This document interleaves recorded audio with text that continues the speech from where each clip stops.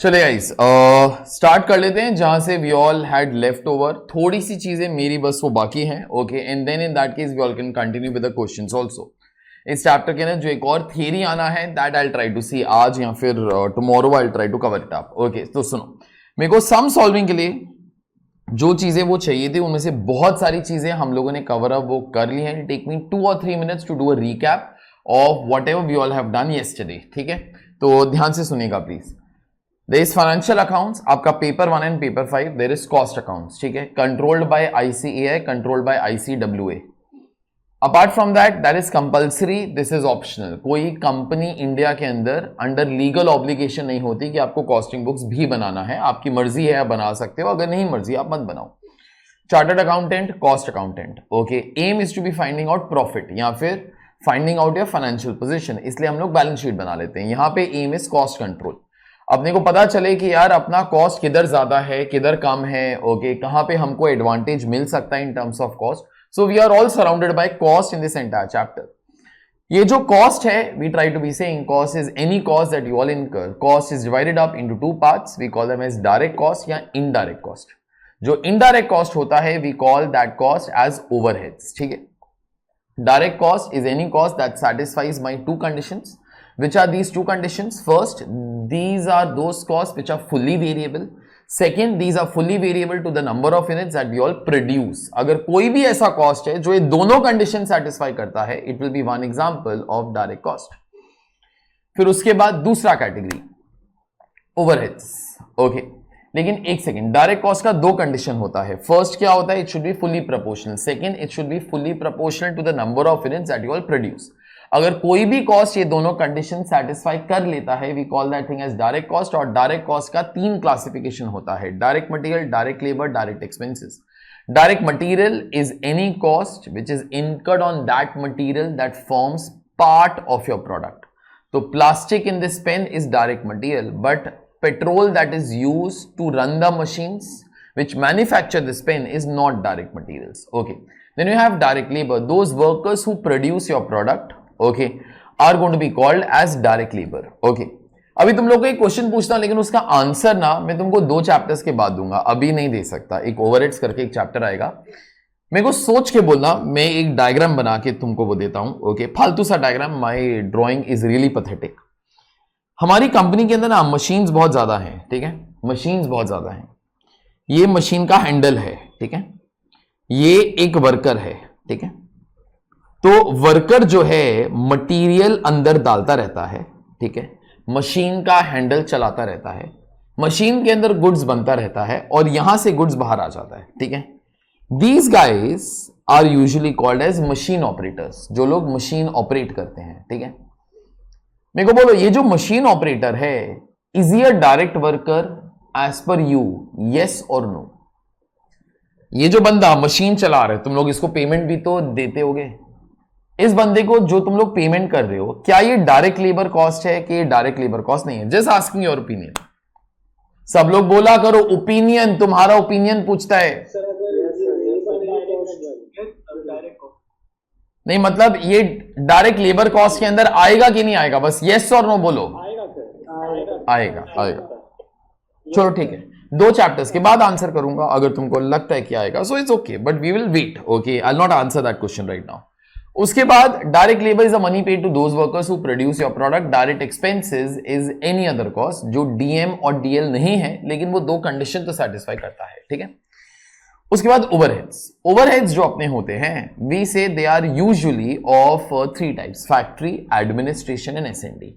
लेकिन admin and S and D cost sheet के अंदर सीओजीएस के नीचे ही लिखे जाते हैं, तो अगर आप उसको एक सिंगल हेड भी बना दोगे तो भी चलेगा, ठीक है। वैसे सेलिंग एंड डिस्ट्रीब्यूशन, एनी खर्चा इनकर टू इंक्रीज योर सेल्स और एनी खर्चा इनकर टू डिस्ट्रीब्यूट योर गुड्स, वो एसएनडी के अंदर आ जाता है। कल एग्जांपल्स वगैरह लिखे।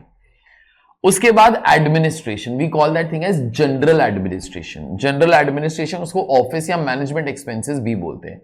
हर कंपनी का एक कॉर्पोरेट ऑफिस होगा, एक हेड ऑफिस होगा, वहां पे जो भी सारे के सारे खर्चे होंगे, दोस काइंड ऑफ खर्चास in this particular case will be coming under administration overheads. आप लोग उसको ऑफिस या मैनेजमेंट एक्सपेंसेस भी बोल सकते हो। और ये जो फैक्ट्री ओवरहेड्स है हम लोगों ने उसको दो हिस्सों के अंदर डिवाइड कर दिया as per new format of cost sheet. और इस न्यू फॉर्मेट के अंदर दो हिस्से क्या हैं, वन आर फैक्ट्री ओवरहेड्स के अंदर से वो वाले खर्चे अलग कर दो which are incurred for administration of the factory. अगर ऐसा कोई भी खर्चा है तो आप लोग उसको अलग कर दो, ठीक है। उसका एक नया हेड बना लिया, administration overheads related to production, ठीक है, एक नया हेड ही बना लिया। और जो बाकी फैक्ट्री ओवरहेड्स, जो भी फैक्ट्री के ना बाकी खर्चे होंगे, एक सुपरवाइजर हो गया, डेप्रिसिएशन प्लांट एंड मशीनरी वो हो गया, फैक्ट्री रेंट हो गया, ओके। एक और खर्चा अगर टेक्निकल नाम में बोलने के लिए जाऊं तो in this case no, these are all those particular expenses that are incurred in the factory only। एक और एग्जांपल वो देता हूं, से हॉलेज। अभी हॉलेज क्या होता है, ओके, जस्ट कभी अगर तुमको टिल सीए फाइनल काम में वो आ जाए, सपोज गुड्स बने, ठीक है, गुड्स पार्टली बने और पूरा का पूरा बनाने के लिए उनको फैक्ट्री में एक जगह से दूसरी जगह शिफ्ट करना पड़ेगा क्योंकि दूसरी मशीन जो है वो दूसरी जगह पर है, ठीक है। तो ये लोग जो कुली का काम करता है ना within the factory, that expenditure is called as haulage, okay. तो all such expenses are nothing but your factory overheads over here, that's it, okay। तो सुनो, in this case no, तुम लोगों ने कल ओवरहेड्स का डिवीजन वो कर लिया, ठीक है। उसके बाद हम लोगों ने ये सारे के सारे खर्चों को एक फॉर्मेट का we gave it a way, okay, and that format we start to call as cost sheet, ठीक है। तो cost sheet starts with all the direct cost. So in direct cost you have direct material, direct material के अंदर opening stock, add purchases, less closing stock. उसके बाद direct labour, direct expenses, prime cost. Add factory overheads, this is gross factory cost. Add opening stock of WIP, less closing stock of WIP, this is net factory cost. उसके बाद administration overheads related to production. उसके बाद COP आ जाता है, cost of production. उसके बाद add opening stock of finish goods, less closing stock of finish goods, फिर आ जाता है कॉस्ट ऑफ गुड्स सोल्ड, ठीक है। उसके बाद तुम्हारे बाकी दो ओवरहेड्स, जनरल एडमिनिस्ट्रेशन जिसको आप लोग ऑफिस या मैनेजमेंट ओवरहेड्स भी बोल सकते हो, सेलिंग, डिस्ट्रीब्यूशन या मार्केटिंग। इसके बाद तुम्हारा फाइनल कॉस्ट आ जाएगा, this final cost is called as cost of sales, that's it. Add profit, उसके बाद गेट सेल्स ओवर हियर, ठीक है। ये वाला चीज कर लोगे, तुम्हारा जो कॉस्ट शीट है इससे खत्म हो जाएगा। अभी कल हम लोगों ने स्टॉक के बारे में थोड़ा बहुत बात किया था। Now before I come to that, तुमको मैं दो चीजें वो बोल रहा हूं, ओके। एक चीज इसके बारे में और एक चीज इसके बारे में, ठीक है। दोनों के इधर मैंने इधर एक वर्ड लिखा हुआ है नेट करके, ठीक है, नेट करके। ध्यान से सुनना जरा प्लीज। मैं अनुज, ठीक है, अभी I wanted to buy something, so I am the buyer, ठीक है। अभी मेरे को ना एक सप्लायर से क्लास के लिए कुछ ना कुछ खरीदना था, ठीक है। तो मैं सप्लायर के पास गया, मैंने बोला सुन, मेरे को ना ये वाला चीज तुझसे चाहिए, तो इन चीजों के ना डील वो करता है ना, तू मेरे को जरा बोल कि एक यूनिट तूने कितने का दिया, ठीक है। वो बोलता है साहब एक यूनिट जो है ना मैं आपको 100 रुपया का देगा। मैंने बोला तू जानता है कि मैं कौन हूं? बोलता नहीं, तो मेरे को क्या करने का है? साहब आप पैसा दो, गुड्स लेके जाओ। मैंने बोला सुन थोड़ा सा डिस्काउंट देना। बोलता है साहब तो आप बहुत गरीब हो, आप डिस्काउंट मांग रहे हो। मैंने बोला नहीं, डिस्काउंट तो देना थोड़ा सा। ओके, बोलता डिस्काउंट नहीं देगा। मैंने बोला थोड़ा सा। बोलता डिस्काउंट नहीं देगा साहब, चाहे जो मर्जी कर लो, we do everything based upon quality, discount वगैरह सर हम लोग एंटरटेन ही नहीं करते। मैंने बोला सुन, मैं ना तुझसे एक बारी में 1000 यूनिट खरीदूंगा, मेरे को एक ही बारी सोच समझ के बोल देना कितने का डिस्काउंट देगा। अगर बराबर से डिस्काउंट देता है तो मैं तुझसे वो खरीदूंगा, वरना बहुत और लोग भी हैं। ओके, वो बोलते हैं साहब आपने 1000 यूनिट का बात किया ना, तो चलो ठीक है, मैं क्या करूंगा, आपको ना हर यूनिट के ऊपर 10% बोले तो 10 रुपीज का डिस्काउंट दे दूंगा। So I will sell you every unit at 90। ये वाला जो डिस्काउंट है, कोई मेरे को बताएगा this discount is called as what discount? This is called as trade discount, this is called as quantity discount, this is called as bulk discount. ठीक है, आपको जो भी नाम देने का है, ठीक, याद रखना। जब सेलर सेल्स की एंट्री पास करेगा ना तो 90 रुपए की करेगा। मैं जब परचेजेस की एंट्री पास करूंगा ना मैं 90 रुपीज का करूंगा। 10 रुपीज का दुनिया में कोई अकाउंटिंग नहीं होता है क्योंकि एवरीबडी रिकॉर्ड्स ₹90। पहले मेरे को बोलना, is this okay for everybody, yes और नो? तो जब वो सेल्स की एंट्री पास करेगा 90 की करेगा, मैं जब परचेज करूंगा तब मैं 90 की करूंगा। ठीक है, मैंने उसको बोला 90 रुपीज में देता है और डिस्काउंट देना थोड़ा सा। बोलता डिस्काउंट तो दिया साहब, और क्या चाहिए? मैंने बोला नहीं, और डिस्काउंट तो देना मेरे को। ओके, मैंने बोला मैं बहुत गरीब हूं। बोलता है सर गरीब है तो आप 1000 यूनिट क्यों खरीद रहे हैं, आप 2 यूनिट खरीदो। मैंने बोला नहीं, तो डिस्काउंट देना मेरे को फिर। ओके, बोलता और डिस्काउंट नहीं हो सकता। मैंने बोला 1000 यूनिट खरीदता है। बोलता सर 1000 यूनिट्स के लिए तो आपको 10% का डिस्काउंट दिया, और क्या करूं अभी मैं? बोला और थोड़ा सा डिस्काउंट। बोलता नहीं। मैंने बोला सुन, अभी जेब के अंदर रोकड़ा लेकर आया है, अभी तेरे को पैसा देगा। ओके, बोलता आप गरीब कैसे हो? मैंने बोला वो जाने दे, तू शक्ल पे मत जा। ओके, बोलता ठीक है, अगर आप अभी पैसा वो देते हो ना, आपको 5 रुपया पर यूनिट का और डिस्काउंट दे देगा।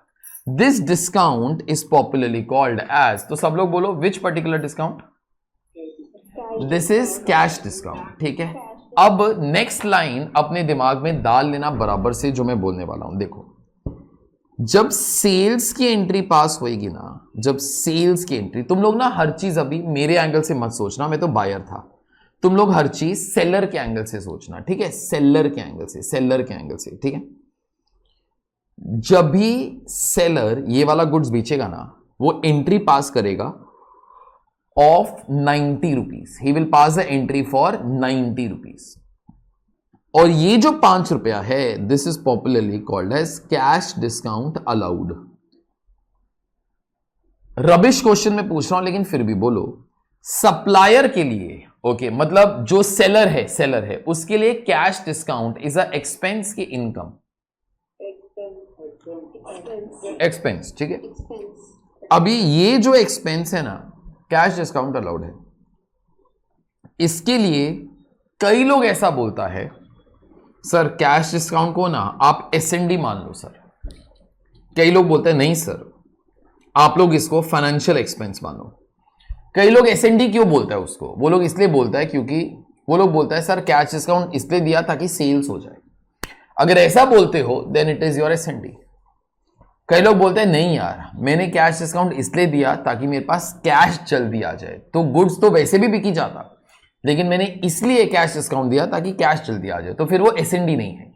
और कोई ओवरहेड्स वो हो भी नहीं सकता। सो देयरफॉर वी से फिर वो फाइनेंशियल एक्सपेंस ही होगा। अगर फाइनेंशियल एक्सपेंस होगा तो वो तुम्हारी कॉस्ट शीट के लिए नहीं आएगा। जैसे कल मैंने तुम लोग को बैड डेट्स की 2 स्टोरीज बताई थी, तो वैसे ही कैश डिस्काउंट के लिए भी ये दोनों ऑप्शन हैं। ठीक है,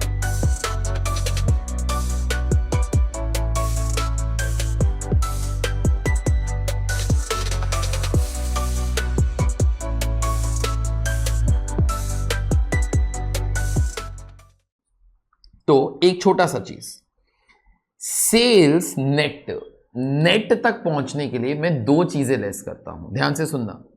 सेल्स के अंदर से सेल्स रिटर्न लेस करेगा और उसके बाद ट्रेड डिस्काउंट लेस कर देगा। Is this okay?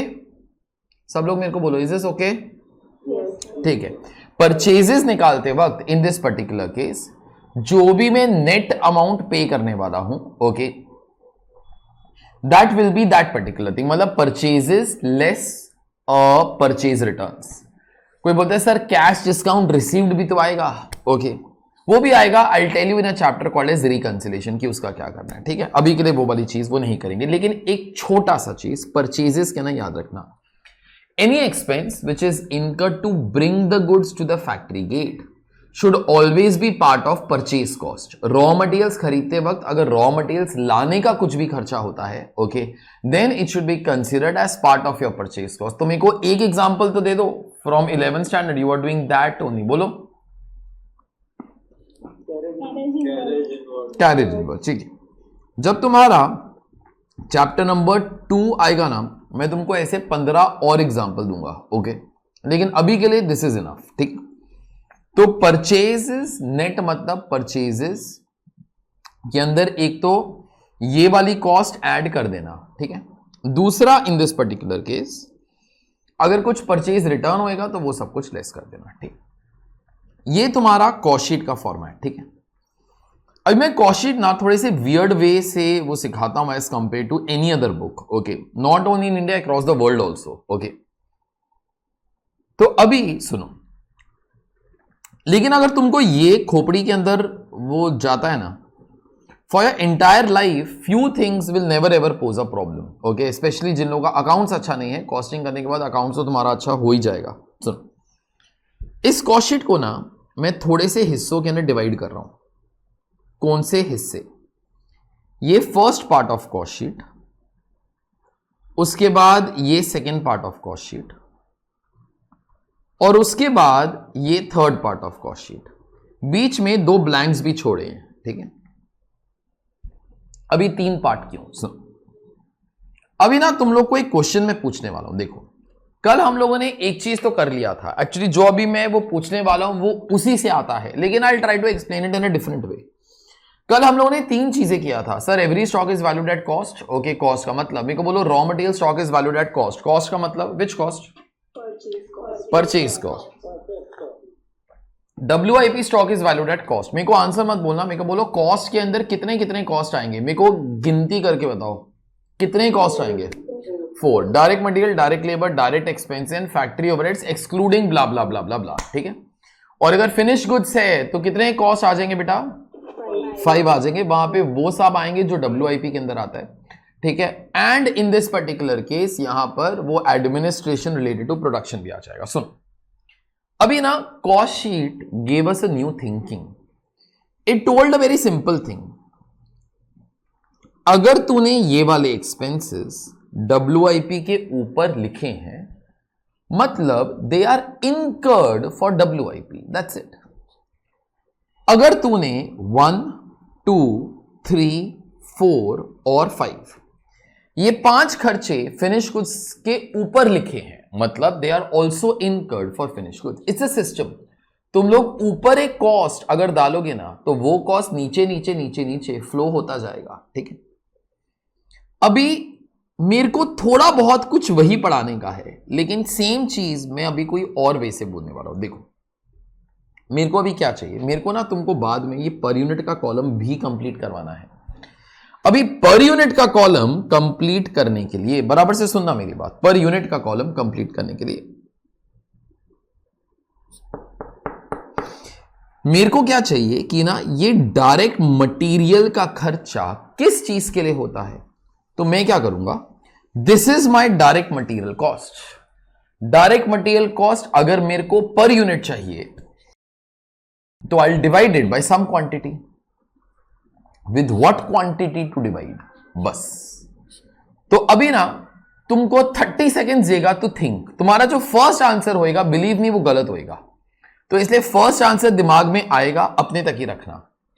30 सेकेंड तक शायद तुम लोग को दूसरा वाला आंसर भी आ जाए, ठीक है। आराम से सोचना, मेरे को कोई जल्दी नहीं है। सुनो, मेरे को बोलो जो आप लोगों का मटेरियल कंज्यूम होता है, मटेरियल कंज्यूम होकर किधर जाता है, मतलब मटेरियल का खर्चा करके आप क्या बनाते हो।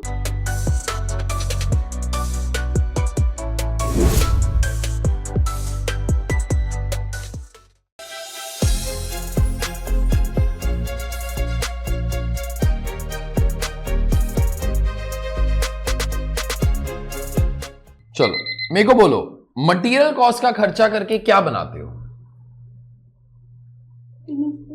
Finish goods. ये तुम्हारे दिमाग में फर्स्ट आंसर शायद आया था, या फिनिश गुड्स या प्रोडक्ट वगैरह। ऑब्वियसली वो गलत था, अभी कुछ और बोलना। फिनिश गुड्स, एक मिनट, रॉ मटेरियल का खर्चा करके क्या क्या बनाते हो? किसी ने कुछ बोला था बीच में जो करेक्ट था, बोलो बेटा। प्रॉफिट। प्रॉफिट तो बेटा तब हो, एक मिनट, मेरे को बोलो, अगर मैं मटेरियल खरीदता रहा हूं तो मेरे को प्रॉफिट आता रहेगा? क्या बोलते हो? तो प्रॉफिट की किधर से बात आ गई? प्रॉफिट तो तब आएगा जब आप गुड्स को बेचते हो, ओके। मटेरियल कॉस्ट का खर्चा करके क्या करते हो? हम लोग 2 चीजें बनाते हैं। तो somebody has replied, we make 2 things. Which 2 things? We make finished goods and we make WIP. खुद ब खुद जरा सोचो, हम लोगों ने कल ही तो बोला था WIP stock is valued at cost. मेरे को बोलो कॉस्ट के अंदर विच ऑल कॉस्ट कम?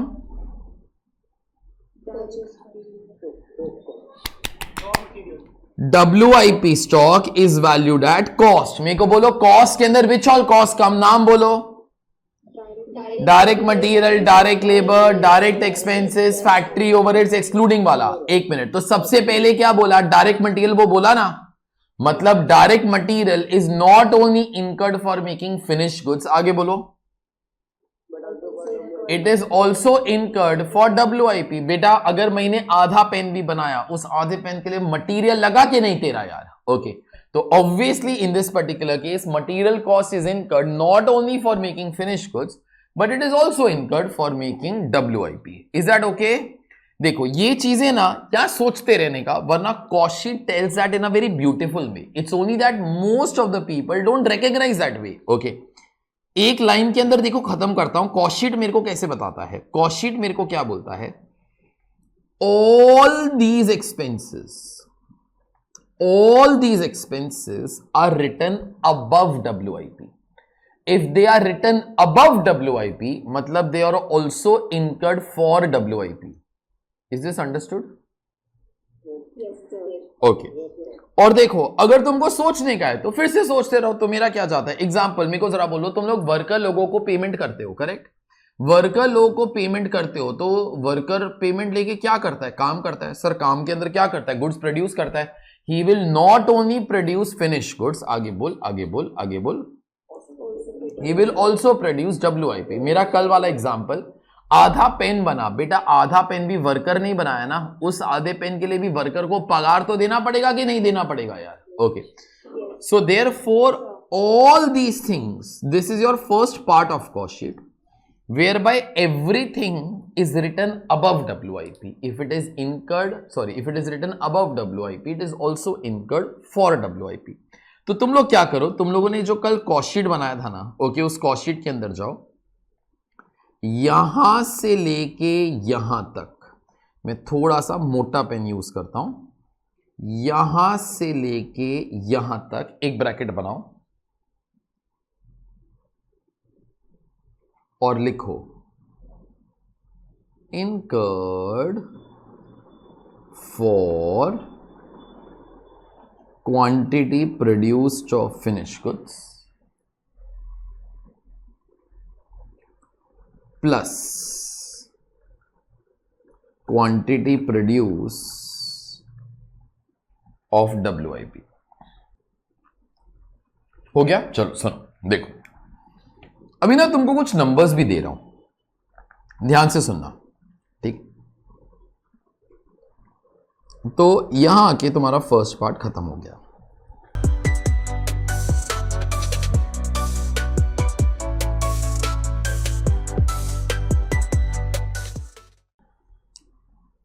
अभी तुमको फर्स्ट टाइम कुछ नंबर्स दे रहा हूं, कैलसी की जरूरत नहीं पड़ेगी, अगर जरूरत पड़ेगी I will tell you before that only, ठीक? सो बराबर से सुनना, रिप्लाई करने का ट्राई करना। मेरा इस पीरियड के अंदर 1 लाख रुपया का रॉ मटेरियल का खर्चा हुआ फॉर मेकिंग फिनिश गुड्स, ठीक है? इतना मटेरियल लगा for making finish goods, plus 10,000 रुपया और लगा फॉर मेकिंग WIP। तो अगर कोई मेरे को पूछेगा ना साहब आपका मटेरियल कॉस्ट का इस पीरियड का खर्चा कितना था, तो मैं उस बंदे को क्या बोलेगा?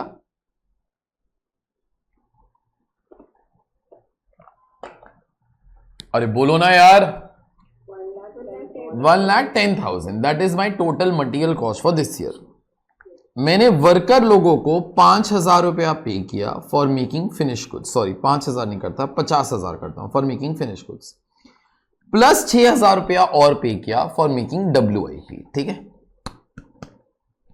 डायरेक्ट एक्सपेंसेस नहीं था, याद रखना, and remember it till your costing is there. कुछ भी एक्सपेंस डायरेक्ट एक्सपेंसेस मत लेना unless and until it is told in the question कि वो डायरेक्ट एक्सपेंसेस है। There are very few examples of direct expenses, जिसके से कल आपको एक एग्जांपल मैंने दिया था जो रॉयल्टी वाला, ठीक है? बहुत सारे एग्जांपल्स वो नहीं होते हैं। तो अगर कोई भी चीज डायरेक्ट एक्सपेंसेस होएगा, सम का फर्ज है कि आपको बता दे, ठीक है? तो प्राइम कॉस्ट, प्राइम कॉस्ट कितना आ जाएगा 1,50,000 प्लस 16,000 तो 1,66,000। फैक्ट्री ओवरहेड्स, मेरा फैक्ट्री ओवरहेड्स का 30,000 रुपए का खर्चा हुआ for making finish goods plus 4,000 रुपए का और खर्चा हुआ फॉर मेकिंग WIP। तो अगर कोई मेरे को पूछता है सर आपका फैक्ट्री ओवरहेड्स कितने रुपीस का लगा, आई विल बी सेइंग 34,000। मेरा क्वेश्चन अभी तुम लोग को आने वाला है। तो अगर कोई मेरे को पूछता सर आपका ग्रॉस फैक्ट्री कॉस्ट कितना है, तो मैं बोलेगा मेरा ग्रॉस फैक्ट्री कॉस्ट कितने रुपीस का है 2 lakh rupees, 1,80,000 plus in this case 20,000। अब मेरा क्वेश्चन आ रहा है, बराबर से सुनना, सब लोग आंसर करना, सब लोग आंसर करना। मेरा इस साल का ओपनिंग स्टॉक ऑफ WIP तो 0 था, ठीक है, मेरा ओपनिंग स्टॉक ऑफ WIP तो 0 था, less closing stock of WIP। मेरे को जरा बोलो मैं इधर क्लोजिंग स्टॉक ऑफ WIP के अंदर नंबर कितना लिखूं, मेरे को बस नंबर बोलना और कुछ नहीं बोलना, नंबर बोलना बस।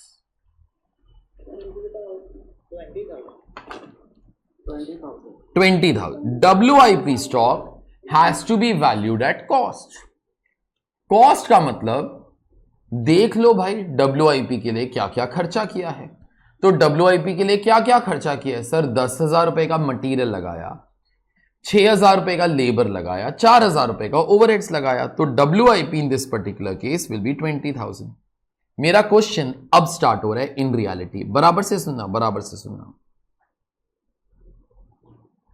ये वाली जो फिगर है इसके बाद, जिसको हम लोग नेट फैक्ट्री कॉस्ट बोल देते हैं, ठीक है, ये जो नेट फैक्ट्री कॉस्ट है बेटा ये कितने रुपीस का आ जाएगा 1,80,000। सब लोग रिस्पॉन्ड करोगे तो अच्छा रहेगा बहुत। मेरे को अब जरा बोलो, ये जो 1,80,000 है, ये जो 1,80,000 है, this is only cost of continue producing finish goods. Is that okay?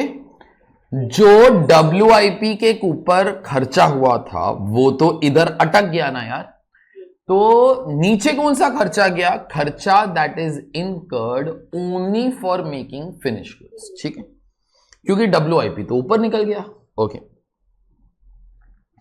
तो दिस इज खर्चा which is only incurred for making. मैं मेकिंग वर्ड के बदले में प्रोड्यूसिंग लिख रहा हूं, प्रोड्यूसिंग फिनिश गुड्स। और अब जरा सोचो, मैंने administration overheads related to production इसी के अंदर ऐड कर दिया 10,000 रुपए का, तो ये वाला फिगर आ गया 1,90,000। Obviously 1,90,000 is also the cost of producing finish goods only, although हम लोगों ने अभी इसके अंदर ये वाला एक एक्स्ट्रा एक्सपेंस भी ऐड कर दिया, ठीक है। तो एक मिनट, तुमको ये जो था ना, जो अभी मैं हाईलाइट कर रहा हूं, this was your first part of cost sheet whereby you record every expense for making, बोलो बोलो बोलो बोलो बोलो, for making finish goods and WIP। लेकिन इन स्टेप के अंदर मैंने WIP के ऊपर जो खर्चा था वो निकाल दिया।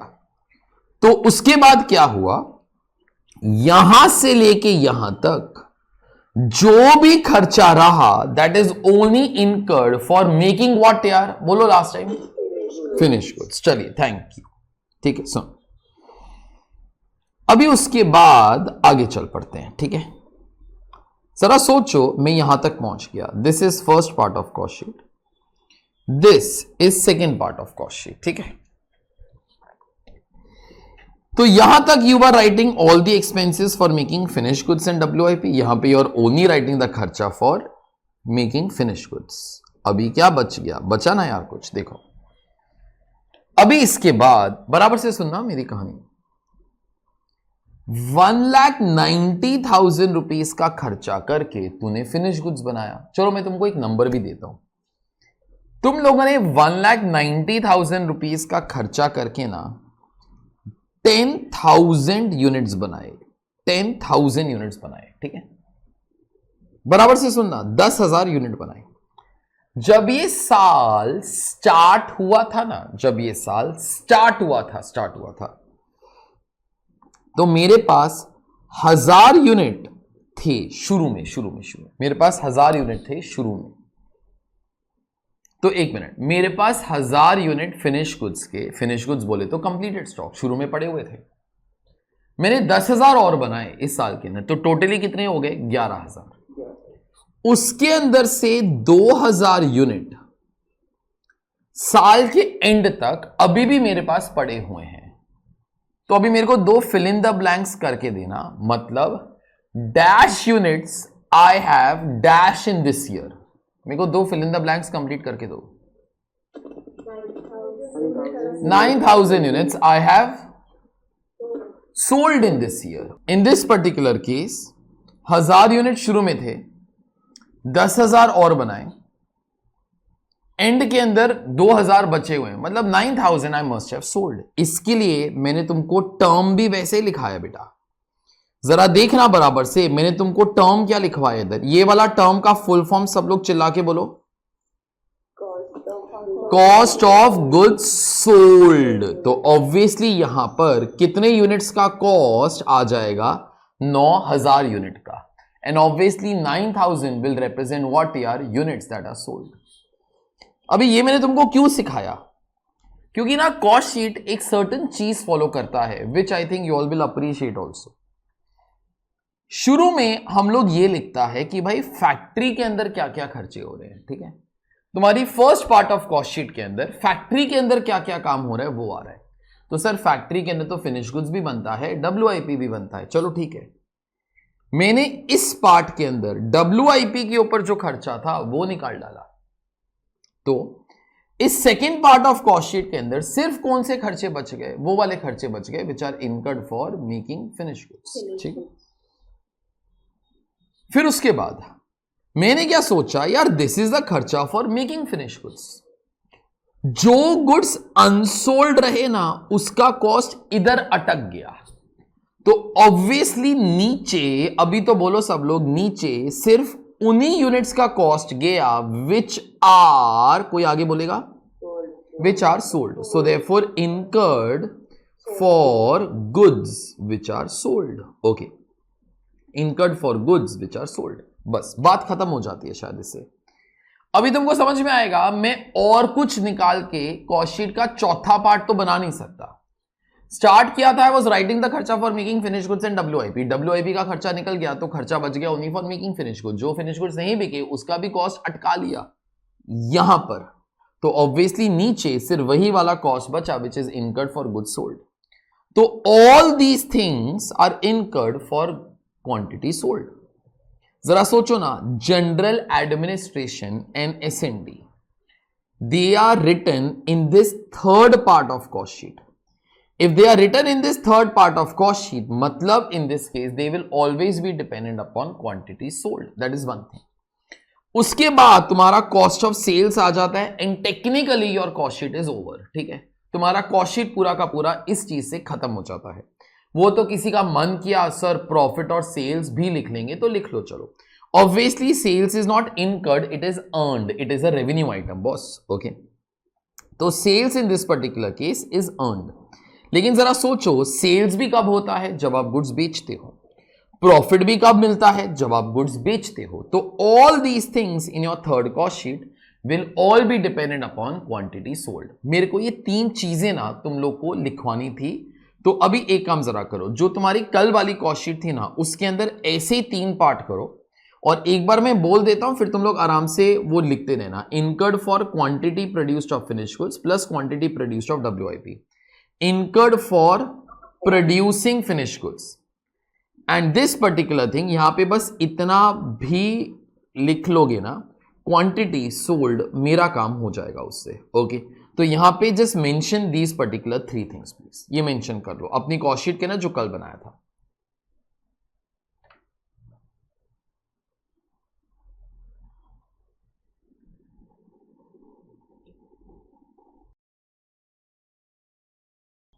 चलिए सुनिए, अभी ना यही वाली जो चीजें हैं ना हम लोग तुम्हारी बुक के अंदर बस एक जगह पर लिखने वाले हैं। That will complete point number 2। Point number 2 हम लोगों ने पिछले लेक्चर के ना छोड़ दिया था, अभी कंप्लीट कर लेते हैं। Every expense is dependent upon which quantity. Direct material, direct labour, direct expenses, factory overhead. मेरे को बोलो these 4 expenses come in which part of your cost sheet, first, second के third? First. So therefore they are incurred for, लिखिए इधर, quantity produced of finished goods plus quantity produced of WIP।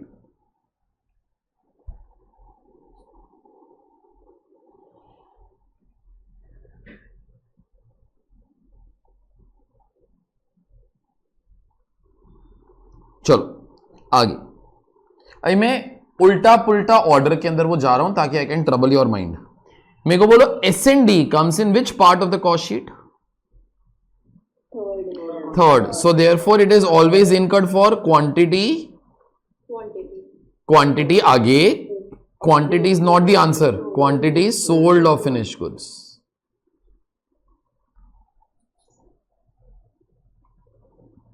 अच्छा, मेरे को बोलो administration which are production based comes in which part of the cost sheet? हाँ, it comes in second part of cost sheet, so therefore it is only incurred for quantity produced of finished goods. अच्छा, and general admin? Quantity sold, ये तुम्हारी last part of cost sheet के अंदर आता है, quantity sold of finished goods.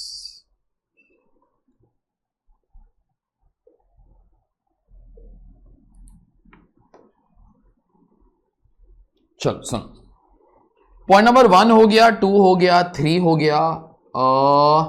एक छोटा सा चीज जो एक्चुअली मेरे को बोलने की कोई जरूरत नहीं है, but just like that only, even cost accounts are prepared on accrual basis just like financial accounts. एक सेकेंड, मतलब अगर डायरेक्ट लेबर को, ध्यान से सुनना, तुम लोगों ने 60,000 रुपीज का अमाउंट दिया, ठीक है, प्लस 10,000 रुपया देना था लेकिन अभी तक नहीं दिया, बोले तो आउटस्टैंडिंग है, ठीक है, बोले तो आउटस्टैंडिंग है। तो then in that particular case इस पूरे पीरियड का जो वेजेस है दैट बी 60,000 जो पे किया प्लस 10,000 जो आउटस्टैंडिंग था, मतलब 70,000। Does everybody know this is called as principle of accrual? हम लोग हमारे P&L अकाउंट के अंदर इस साल के खर्चे दिखाते हैं, चाहे पे हुए या नहीं हुए अलग बात है, लेकिन इस साल के खर्चे दिखाते हैं, ठीक है। तो दैट इज अक्रूवल। तो even cost accounts is prepared on accrual basis only, ठीक है। Follow methods like FIFO, LIFO, वैम और एनी अदर मेथड। चलो ठीक है। Net sales mean sales after trade discount and reducing sales return, अपना बात हो गया। 7 net purchases mean purchases after reducing trade discount and reducing purchase returns, अपना बात हो गया, ठीक है। अच्छा, ये लास्ट चीज जो है ये मैं तुमको फर्स्ट क्वेश्चन के अंदर ही बताऊंगा, अभी नहीं बताऊंगा, ठीक है। तो ये जो बाकी थियरी है ना, वो मेरे को अभी इकट्ठा नहीं करना है, ओके, और उसके लिए नोटबुक्स के अंदर कुछ करने की भी कोई जरूरत भी नहीं है।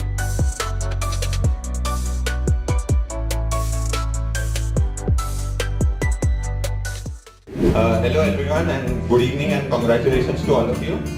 I think what worked for me was the completion of syllabus way before my exams, and that helped me to revise topics a lot more times than a usual student. So thanks a lot Anuj sir for the concise materials and the wonderful teachings. Thank you. We'll start away with our question number 1 only directly, ठीक है। तो we'll start away with our question number 1। तो आप लोग एक काम जरा करो, तुम्हारा जितना भी कॉस्ट शीट वगैरह मेरे ख्याल से तुम्हारा एक साइड ही बस तो वो भरा होगा। नेक्स्ट पेज पे आके you all can write down question number 1 and we'll start away with that. पढ़ेंगे प्लीज। अच्छा, फर्स्ट 2 या 3 questions, these all sample questions, ठीक है, मतलब ताकि you all know how does cost sheet work, ठीक है। पढ़ेंगे question number 1। The following is the data of a company manufacturing product X, चलो ठीक है।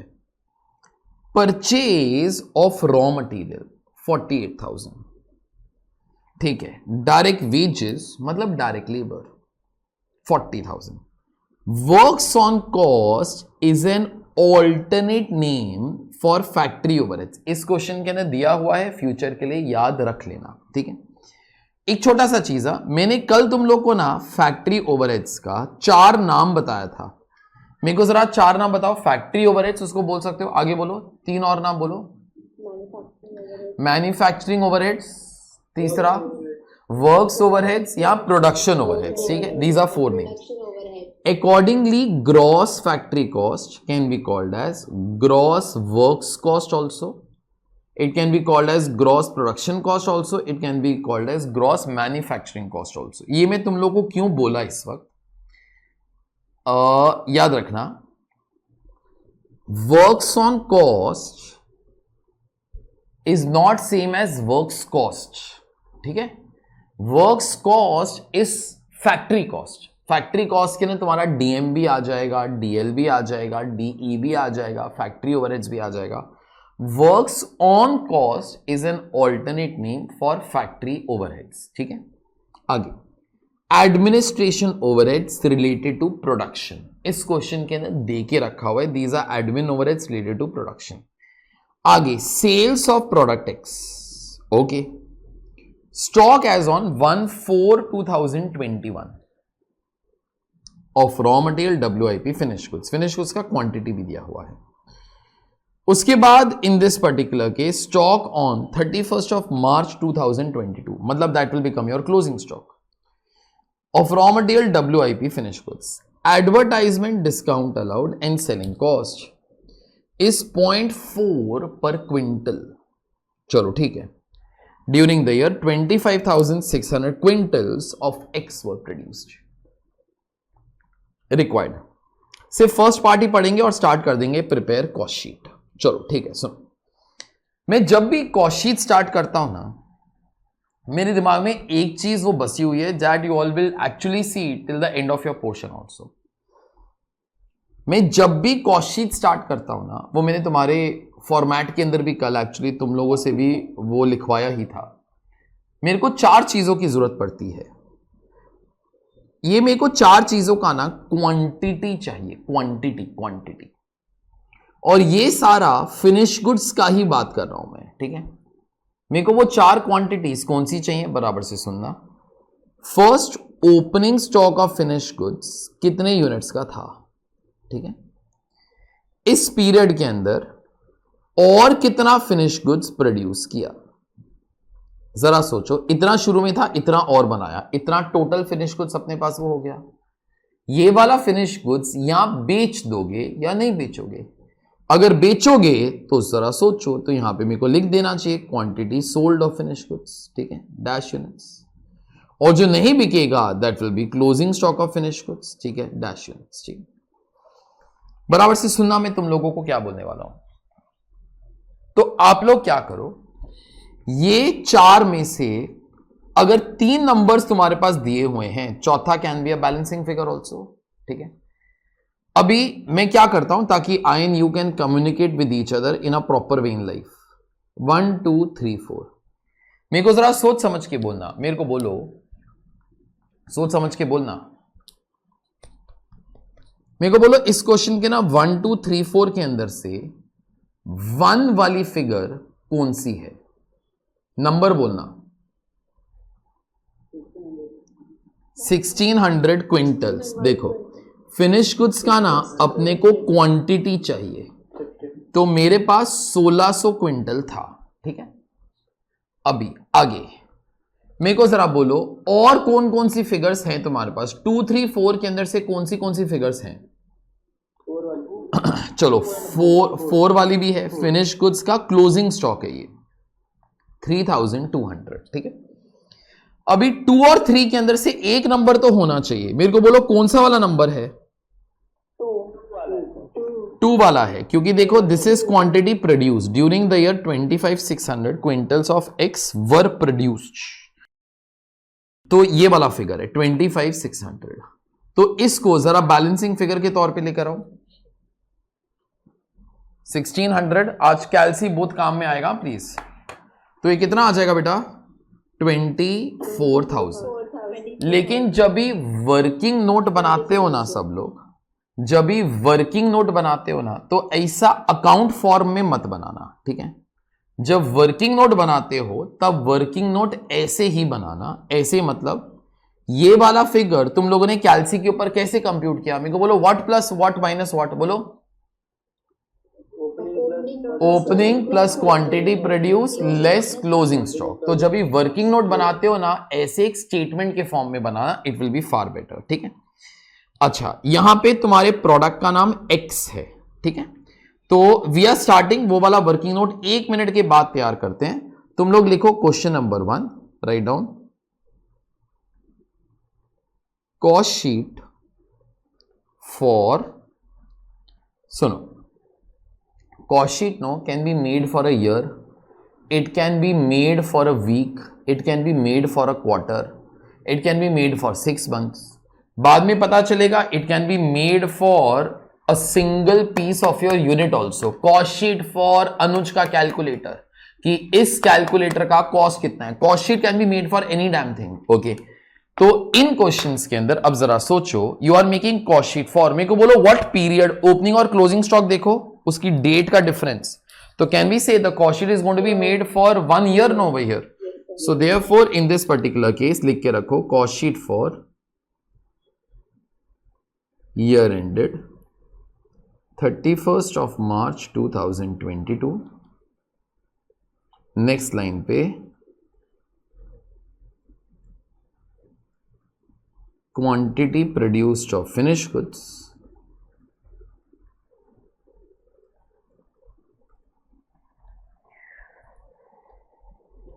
quantity sold of finished goods. This was 25,600 quintals. This is 24,000 quintals.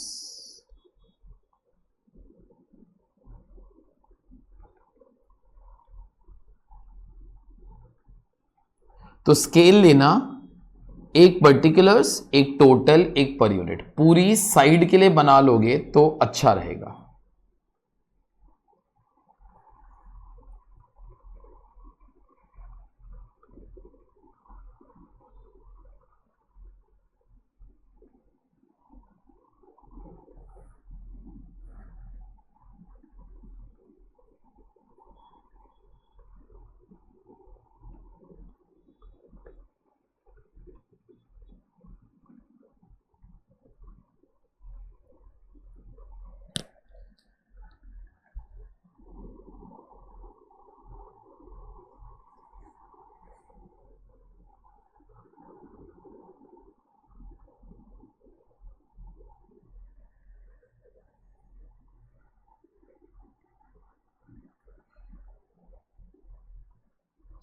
चलो सुनो, तुम लोगों ने ये वाला चीज फ्रेश पेज के ऊपर स्टार्ट किया है, इतना you all have made, lines you all have made for the entire page.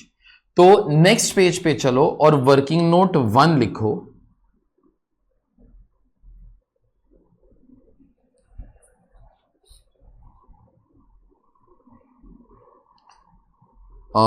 हम लोगों को क्या फिगर निकालनी थी, quantity sold of finish goods.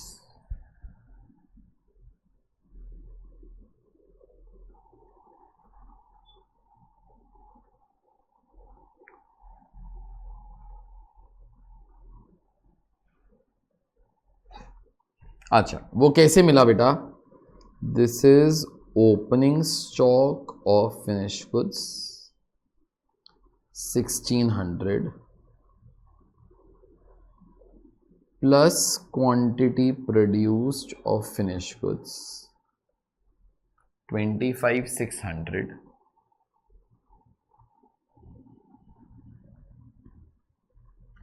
Less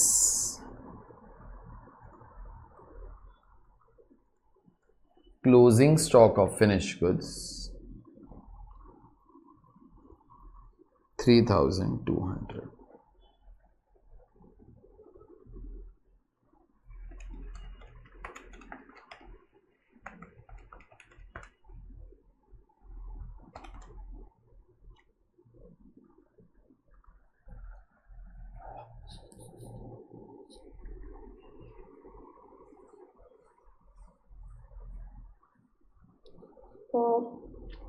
क्या हो बेटा? starting note में we can write in short form like FG for finish. You can. These are all the standard things. So WIP, then the raw materials and finished goods. Okay, these are all the standard things. So those small things you all can write. बस खुद के short forms don't make for everything. Okay. चलो सुनो. अभी हम लोग cost start कर लेते हैं. ठीक है. तो cost sheet starts with direct cost first.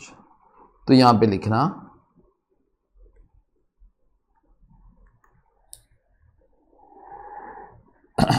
Direct material consumed, that is opening stock, add purchases less closing stock.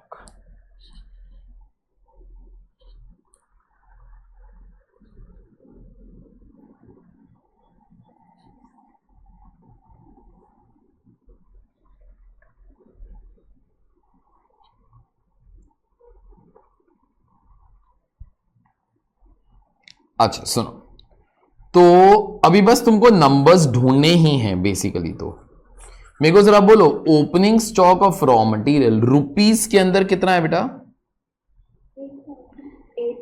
8,000. फिर परचेजेस 48,000 और closing stock of raw material 6,800. ठीक है. So these three numbers I am writing in the inner column. 8,000, 48,000, 6800, 49,200.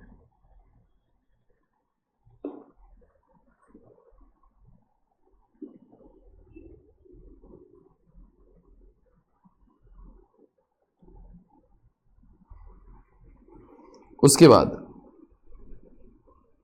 Direct labour लिख सकते हो, direct wages लिख सकते हो. बात वही होती है बेटा. तो डायरेक्ट वेजेस 40,000. सुनो, अगर डायरेक्ट एक्सपेंसेस नहीं दिया मतलब जीरो है. ठीक है. कुछ भी एक्सपेंस डायरेक्ट एक्सपेंसेस होगा तो सम स्पेसिफाई कर लेता है. ठीक है. जो चीज जीरो है लिखने की जरूरत नहीं होती है. तो प्राइम कॉस्ट 89,200.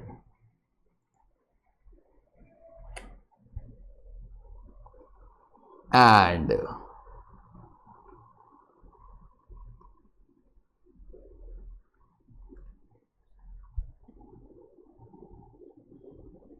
Factory overheads.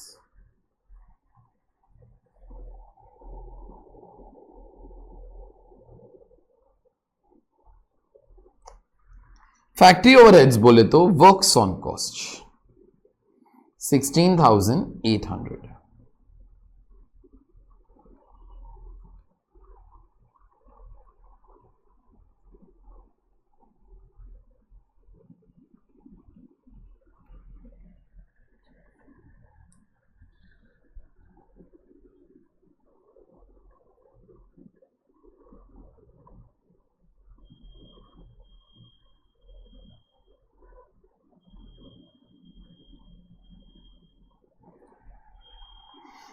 अच्छा, अभी तक मैंने वही वाले आइटम लिखे हैं which come in your first part of cost sheet. ठीक है.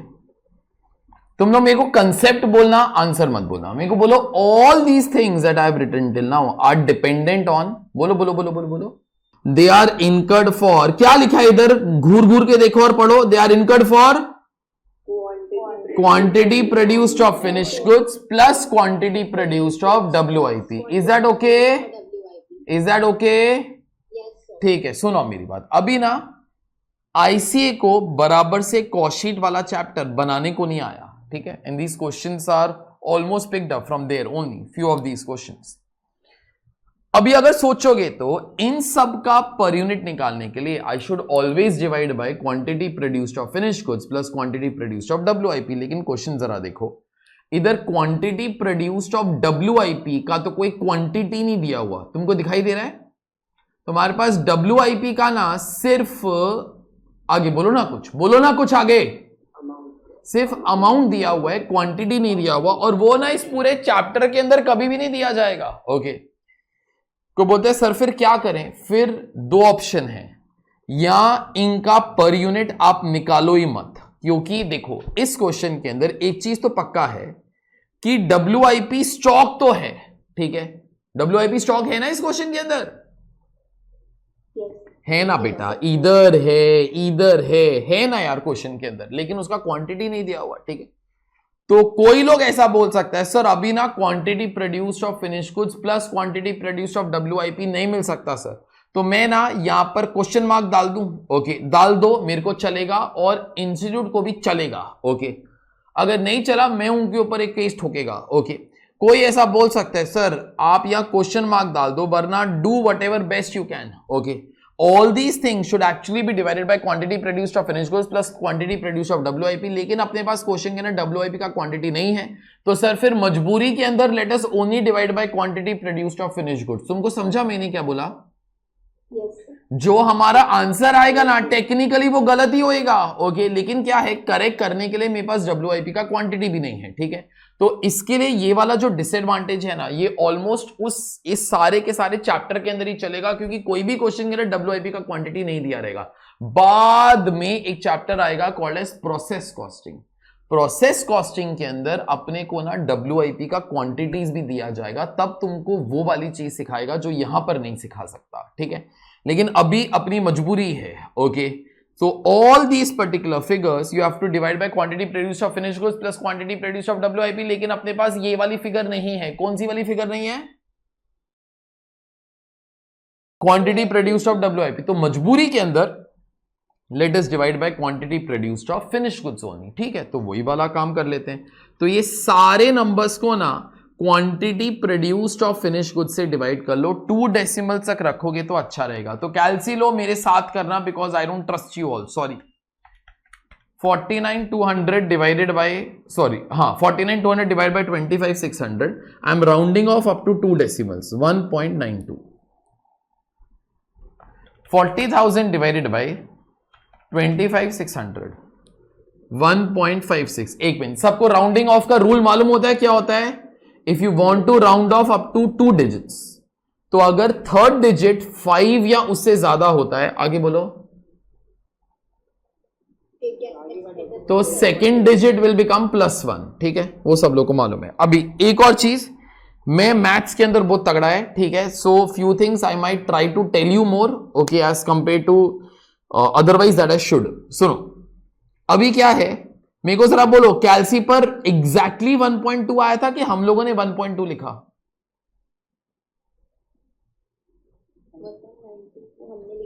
1.92, वरना कैलसी के ऊपर 1.92 नहीं आया था, हम लोगों ने राउंड ऑफ करके लिखा। सेम वे ये वाला भी फिगर राउंड ऑफ करके ही लिखा। अभी ये मैं क्यों बोला, ये वाली जो फिगर है ना, ओके, दो राउंड ऑफ फिगर्स को ऐड करने के बजाय अगर इसको फिर से इससे डिवाइड करोगे ना, तो answer will be slightly better. कभी कभी कुछ फर्क पड़ सकता है, शायद इस क्वेश्चन के अंदर तो ना पड़े, लेकिन कोई और क्वेश्चन के अंदर फर्क पड़ सकता है।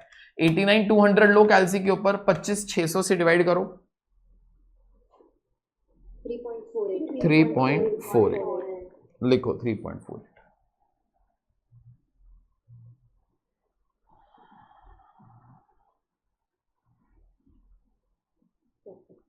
आगे 16,800 डिवाइडेड बाय 25,600, मेरे को 0.66 ले रहा हूं। 1,06,000 डिवाइडेड बाय 25,600, 4.14। ये सबके ऊपर ना एक एस्ट्रिक डालो,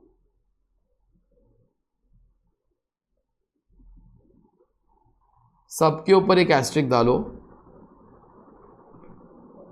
और उस पेज की लास्ट 2 लाइंस के अंदर तुम लोग लिख सकते हो,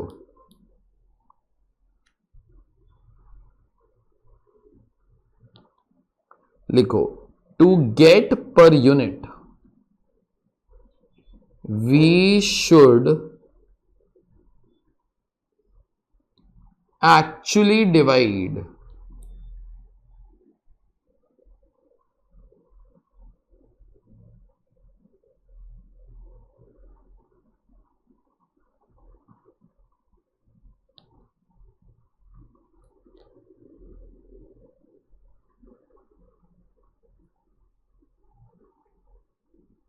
total amount by quantity produced of finish goods plus WIP। थोड़ा छोटा छोटा लिख लेना अगर 2 लाइन खत्म हो रही है तो। As WIP quantity is not there,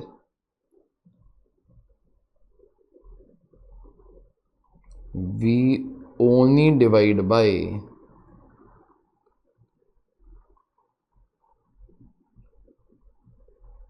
quantity produced of finish goods.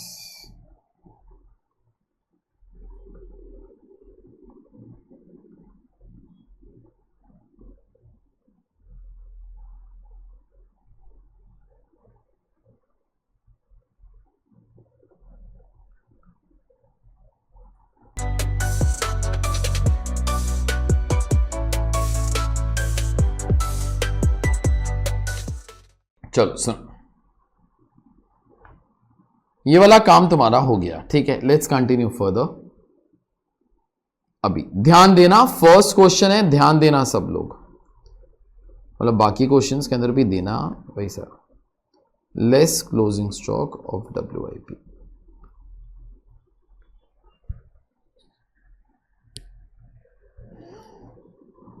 अच्छा, opening stock of WIP 1920, closing stock of WIP 6400। तो 1,06,000 plus 1920 less 6400 101,520। This is net factory cost.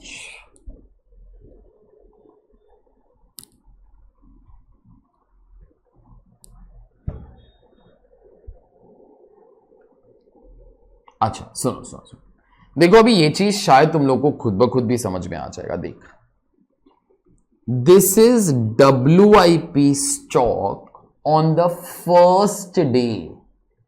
इतना तेरे पास आधा अधूरा स्टॉक था on the first day of the year. ये उसका amount है बेटा। Obviously it does not make single penny का sense also to divide 1920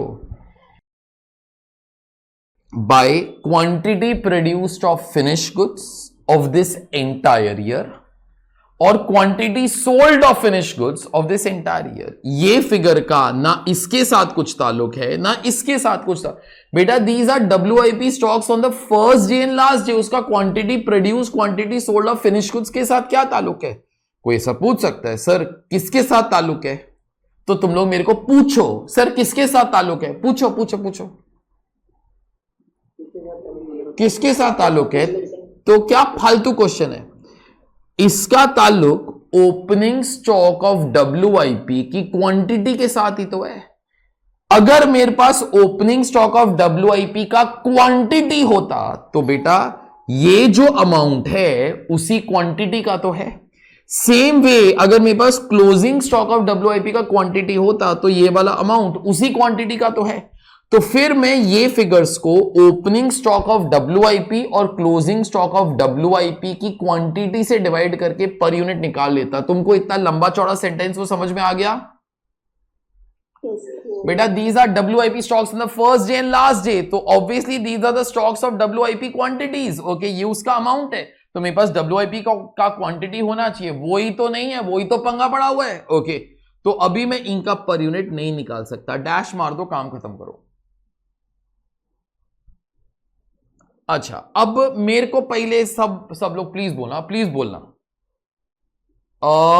with this you are entering into the first part of cost sheet or you are now entering into the second part of cost sheet?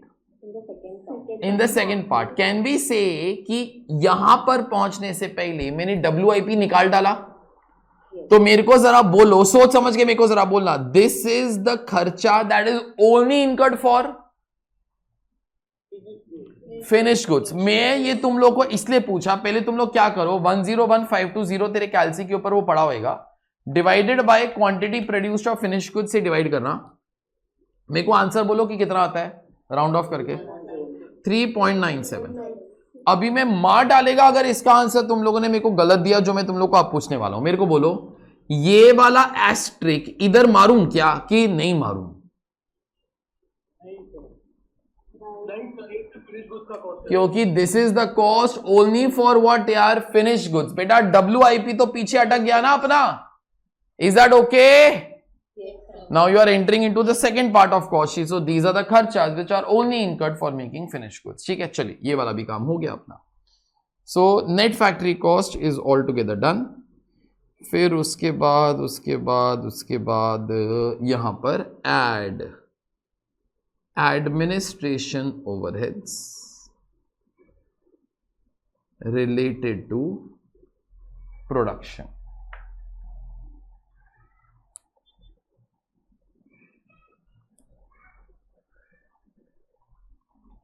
अच्छा, तो वो 3200 था।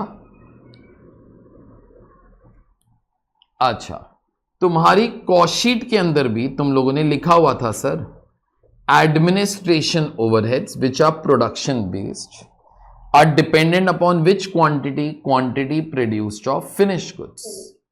तो 25,600 से divide करना, 3,200 divide by 25,600, this is 0.125। I call that thing as 0.13। Last time मेरे को मालूम है कि स्टूपिड क्वेश्चन है, but still I ask you, मैंने ये कुछ काम किया, दिस इज राइट और wrong? Wrong, obviously wrong only. ठीक है, यहां पर एस्ट्रिक नहीं आना चाहिए। ठीक है, आगे चलो। ये हो गया तुम्हारा cost of production, cost of production. ठीक है, अच्छा 101,520 प्लस 3,200 104,720। देखो अब तुम लोग को फर्क पता चल जाएगा, मैंने पहले क्या बोला था।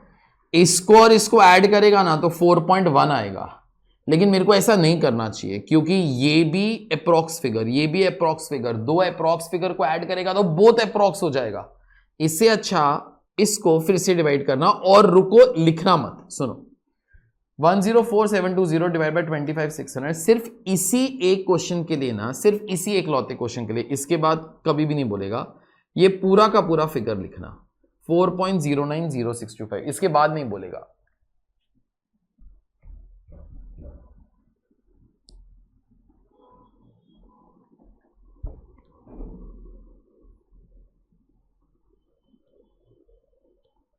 Add opening stock of finished goods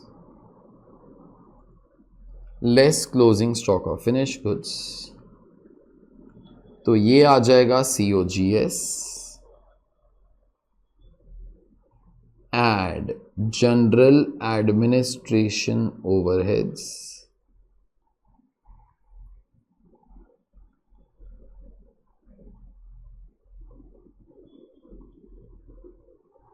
add S&D overheads, cost of sales,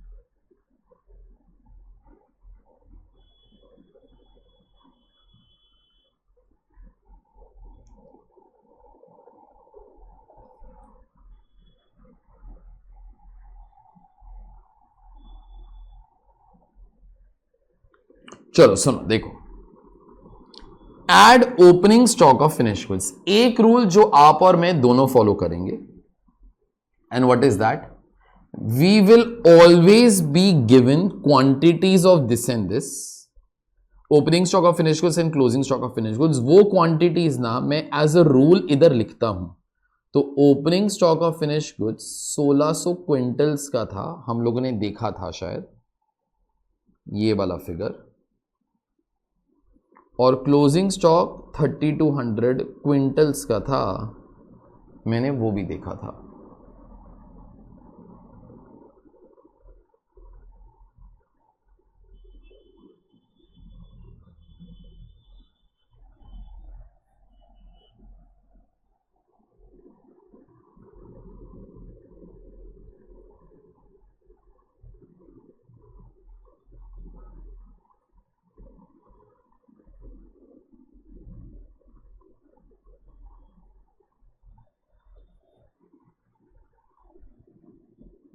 अच्छा सुनो देखो, opening stock of finish goods अपना 6,400 रुपीज का है.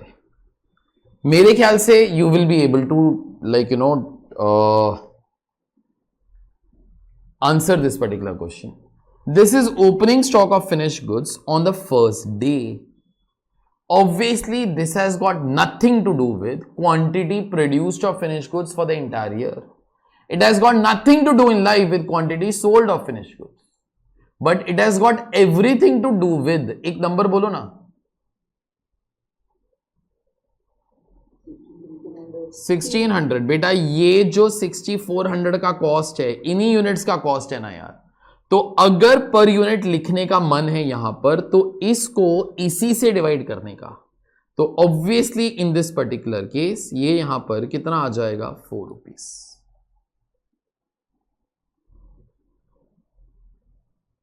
अच्छा सुनो, बीइंग द फर्स्ट क्वेश्चन हम लोग एक और काम भी कर लेते हैं बेटा. Cost of production, this is your second part of cost sheet. यहां तक ना we only record the cost which is incurred for producing finish goods.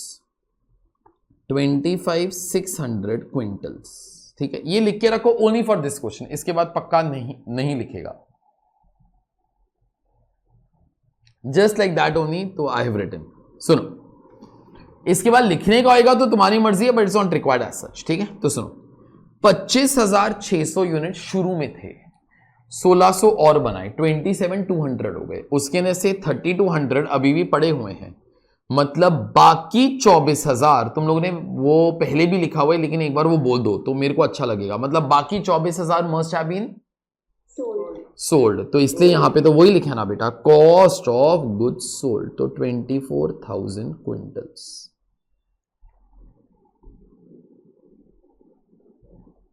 अच्छा, ये वाली फिगर मैं थोड़ी देर में कंप्लीट करना चाह रहा है. ठीक है, so I will wait for that. ठीक है, जनरल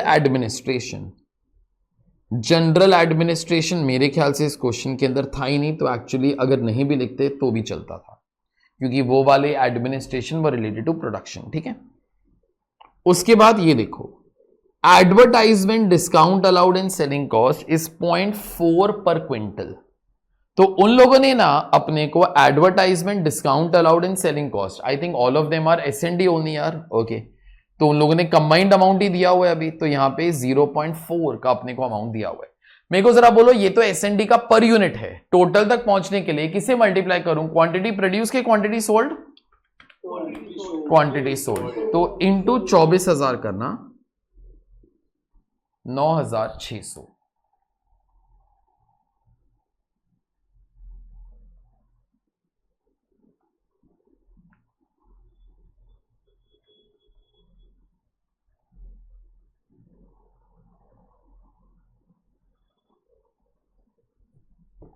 उसके बाद सेल्स देखो, अपने पास सेल्स है बेटा 1,20,000. Sales of product X 1,20,000.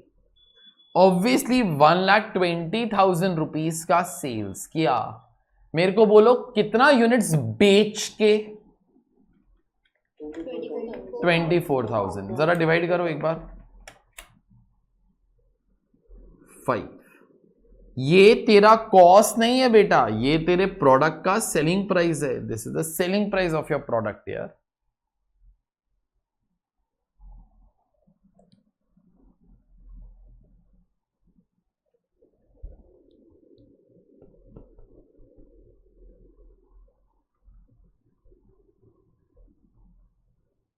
चलो सुनो, सब कुछ ना इसके हिसाब से अटका हुआ है, closing stock of finish goods. ठीक है, तो closing stock of finish goods मैं क्या करता हूं, थोड़ा सा अगर बेटर एक्सप्लेन करने का है ना, ये जो चीज मैंने इधर बनाया था इसको अभी मैं फिर से बनाने वाला हूं, थोड़ा सा ज्यादा डिटेल के अंदर. ठीक है, opening stock of finish goods 1600 unit था.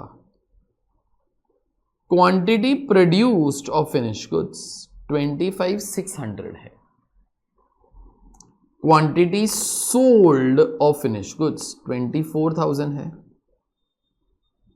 Closing stock of finish goods 3200 है, ठीक है। ये चारों चीजें हैं अपने पास। अच्छा, अब ना मेरे को सिर्फ क्वांटिटी नहीं लिखना, मैं दो और चीजें भी लिखेगा, रेट एंड अमाउंट, ठीक है। मेरे को तुम लोग कॉस्ट में से देख के जरा बोलो, मेरे को बोलो opening stock of finish goods का पर यूनिट कॉस्ट अपना कितना था? 4 रुपीज। तो मैं यहां पर क्या करेगा, इंटू 4 लिख देता हूं, ऑब्वियसली 6400 आ जाएगा, ठीक है। अभी नेक्स्ट चीज सोच के बोलना मेरे को, इस पीरियड के अंदर 25,600 यूनिट बनाए। मेरे को बोलो 25,600 यूनिट बनाने के लिए तुम्हारा टोटल कॉस्ट कितना था? टोटल कॉस्ट यहां पर यूनिट बोल दो या टोटल बोल दो, मेरे को समझ में आ जाएगा। You are in the correct direction. 1,04,720, ठीक है। तो मतलब per unit figure is 4.090625, this is 104,720, ठीक है। देखो हम लोगों ने कल ही किया यार, आज उसका रिवीजन भी किया।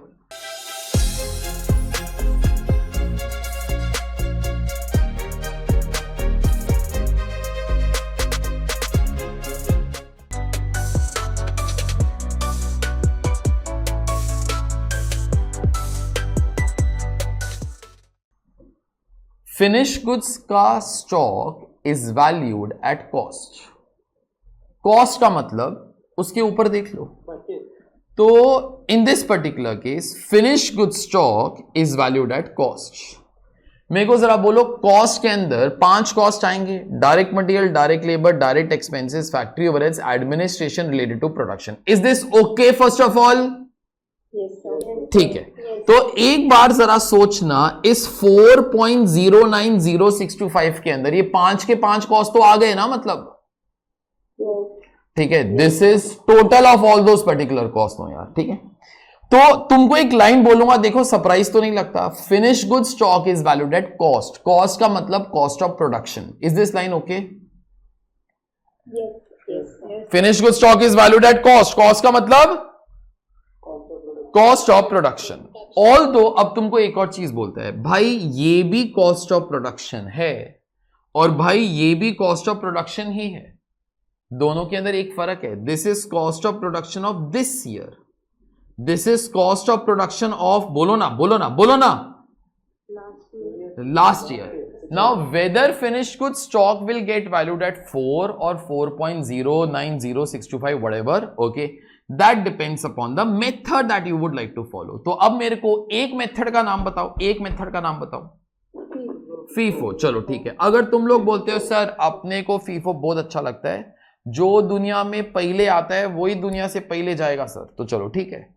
तो एक मिनट मेरे को जरा बोलो, अगर मैं फीफो मेथड फॉलो करूं तो सबसे पहले हम लोग फिनिश गुड्स का बात कर रहे हैं ना, तो जो फिनिश गुड्स पहले बना वो फिनिश गुड्स पहले आगे कंटिन्यू बिका, ठीक है। तो मेरे को जरा बोलो सबसे पहले क्या बिकेगा? मेरे को नंबर बोलो ना, मेरे को नंबर बोलो ना। हाँ हाँ, मतलब मैं क्वांटिटी के बारे में बात करता हूं तो 1600, ठीक है। तो ये जो 24,000 है ना, ये जो 24,000 है, इसके अंदर से 1600 क्या होगा? जो ओपनिंग स्टॉक था, ठीक है। और बाकी 22,400, एक मिनट, 22,400 ही बच गया ना, 24,000 माइनस 1600, ठीक है, 22,400। मेरे को जरा बोलो ये 1600 यूनिट्स का कॉस्ट कितना था बेटा? बोलो ना यार, मैंने लिख ही दिया है, बोलो 4, तो ये आ जाएगा 6,400। और इन यूनिट्स का कॉस्ट कितना था? 4.090625, तो 22,400 इंटू 4.090625, ठीक है। तो ये आ जाएगा 91,630, ठीक है। Just wait just wait. तो अब सब लोग मेरे को जरा बोलना, तो मतलब ये जो closing stock of finish goods होएगा ना, मेरे को बोलो ये सारा का सारा 3200 यूनिट किसके अंदर से होएगा? 25,600 के अंदर से। तो इज दैट ओके?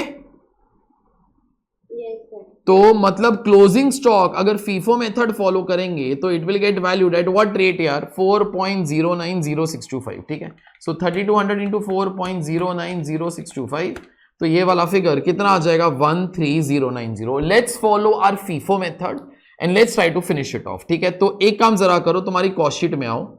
अगर मैं फीफो मेथड फॉलो करूं, ठीक है, तो मेरा closing stock will get valued. एक सेकेंड ना बेटा बस, तो यहां पे लिखो closing stock will get valued eight 4.090625. 2 minutes के लिए वेट करो, I will finish off this. ठीक है, अच्छा अभी कैलसी लो. 4.090625 इंटू 3200 यूनिट्स, तो ये आ जाएगा 13090. सुनो, फीफो मेथड का मेरे को सबसे बड़ा एडवांटेज क्या लगता है, एक्चुअली मेरा काम बहुत जल्दी हो जाता है, जो तुम लोग फ्यूचर से कर सकते हो. अगर तुम लोग फीफो मेथड फॉलो करोगे, जरा सोचो, closing stock will be out of current year, no? Yes और नो? तो ये वाला नंबर इधर कॉपी पेस्ट कर लेने का, फिर उसके बाद क्वांटिटी से मल्टीप्लाई करके ये वाला आंसर ले आने का. Is that okay? ठीक है, चलो ओके. किसी को कुछ डाउट है? 2 मिनट के लिए प्लीज वेट करो, I will ask that after some time. अभी अपना कैलसी लो. This plus this minus this करना. एक और छोटा सा चीज, कभी भी क्लोजिंग स्टॉक लिखते हो ना, प्लीज ब्रैकेट डाला करो. एग्जाम के अंदर ही ऐड करोगे, मैं पक्का बोल रहा हूं. तो 104,720 प्लस 6,400 लेस 130 98030. अभी देखना, मैं तुमको एक और चमत्कार दिखाता है. 98030, चिल्ला के बोलो क्या है सब लोग, चिल्ला के बोलो. Cost of goods sold. एक और बार बोलो ना, कॉस्ट ऑफ गुड्स. क्या बोला था? Cost of goods sold. तो देखो तुमको दिखाई देगा, ये वाली फिगर मैंने भी तो निकाली थी. जो यूनिट्स बिके वो 24,000 था, उसका कॉस्ट ही चाहिए था ना. उसका एक कॉस्ट ये है, उसका एक कॉस्ट ये है. ये दोनों को ऐड करो जरा.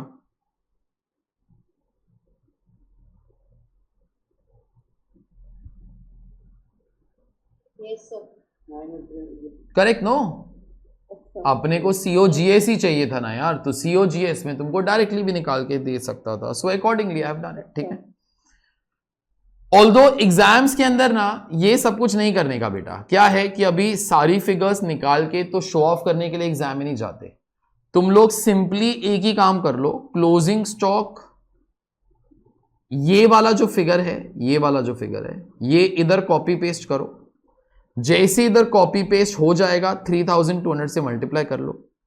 उसके बाद तुम लोग COGS निकाल लो. ठीक है, this figure obviously will be same as, अगर आप लोग वैसे भी करते तो you take your COGS as a balancing figure. ठीक है, अभी याद रखना, you all have reached till COGS.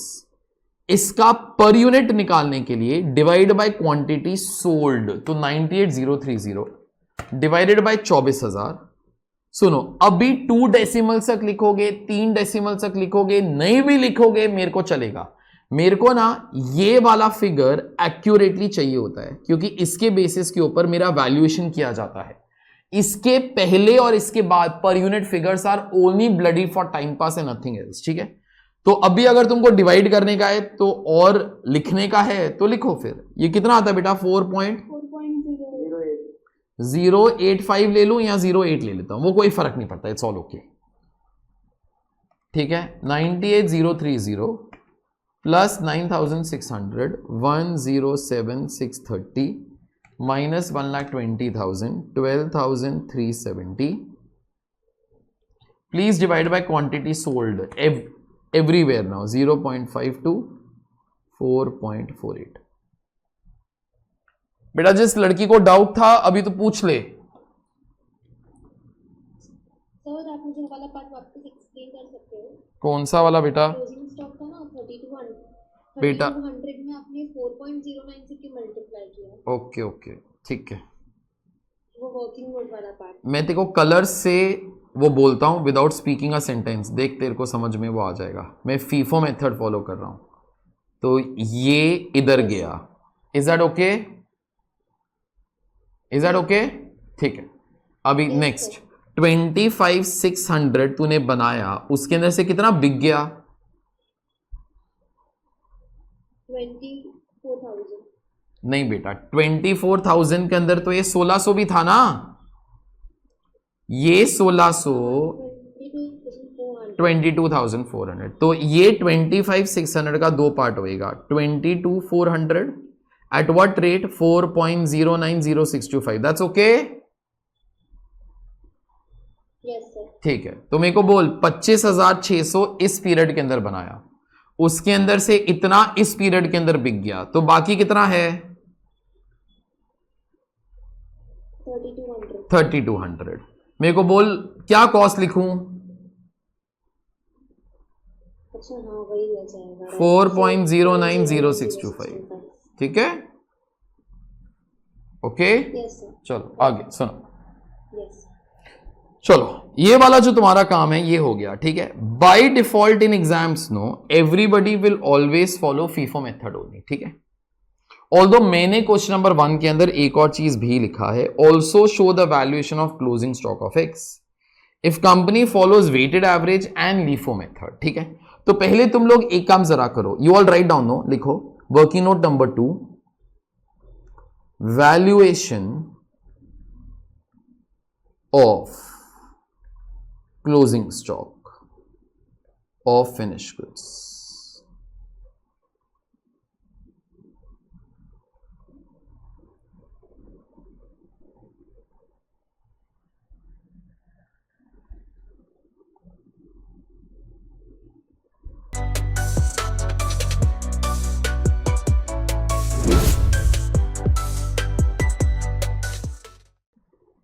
सुनो आप लोग ना ये चीज एग्जैक्टली ऐसे ही कॉपी कर लेना, जो चीज मैं कलर के अंदर कर रहा हूं, अगर तुम लोग वो वाली चीज कलर के अंदर कर सकते हो तो अच्छा रहेगा।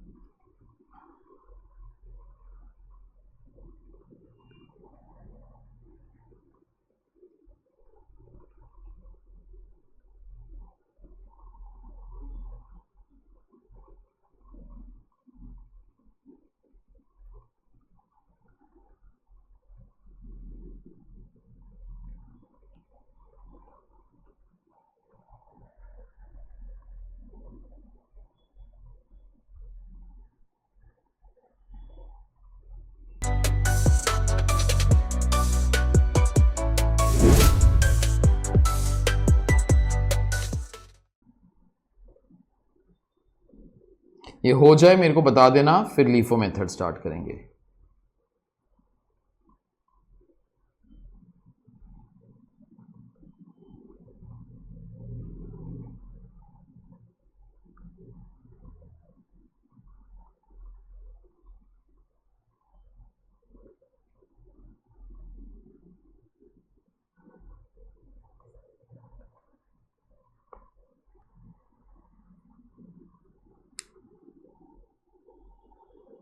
हो गया बेटा,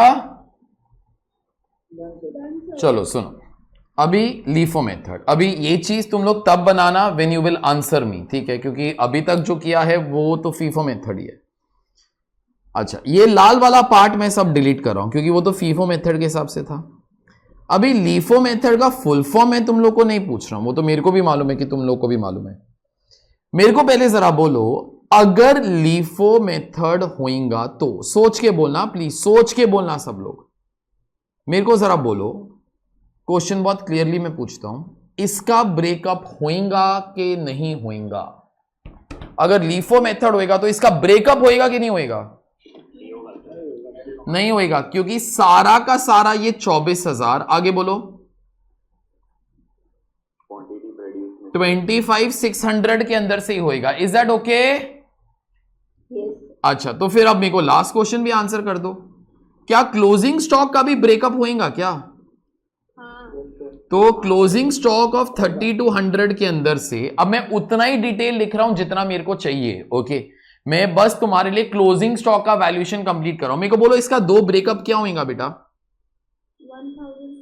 1600, 1600, आगे दो और नंबर बोलो, इंटू 4.090625, तो ये आ जाएगा 6400 और ये आ जाएगा, एक मिनट, मेरा कैल्सी 1600 इंटू 4.090625, ये आ जाएगा 6545।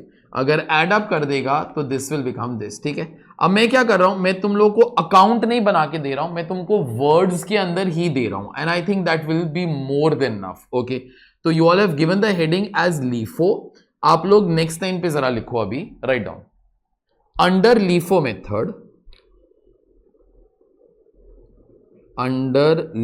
Method, comma, closing stock of 3200 units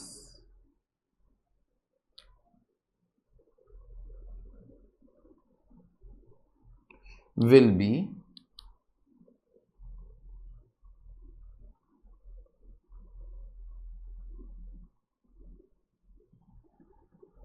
will be 1600 out of opening stock and 1600 out of OS, मतलब your opening stock,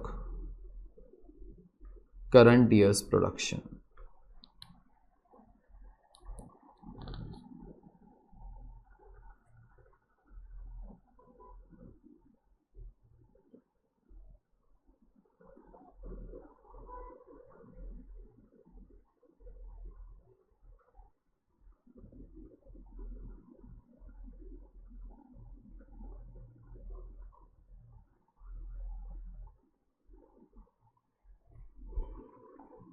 Full stop. Therefore, closing stock is equal to 1600 into 4 plus 1600 into 4.090625 is equal to 12,945.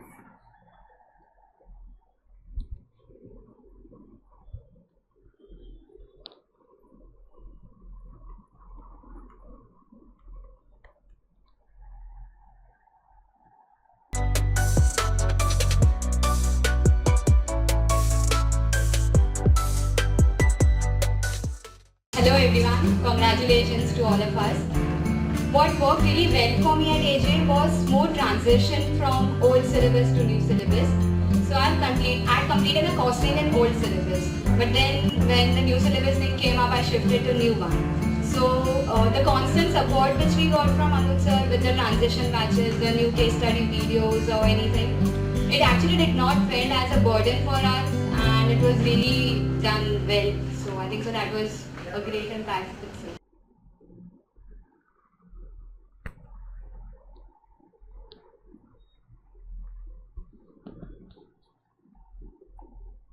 हो गया बेटा last. अभी तुम लोग मेरे ऊपर एक एहसान करना, आगे फालतू डायलॉग मत मारना। सुनो, मेरे को बोलो अगर वेटेड एवरेज मेथड होगा, मेरे को एक नंबर बताना, closing stock of finish goods will get valued at that number. मेरे को वो दैट नंबर कैल्सी के ऊपर कंप्यूट करो और मेरे को जरा बताओ, अगर वेटेड एवरेज मेथड होगा तो। तुमको सिर्फ कैल्सी चाहिए, you all know how weighted average method works. Notebooks के अंदर कुछ मत लिखना, that I will make you all write. 4.0453125। नहीं बेटा, आपने सिंपल एवरेज किया है, वेटेड एवरेज होता है बेटा। हाँ जी,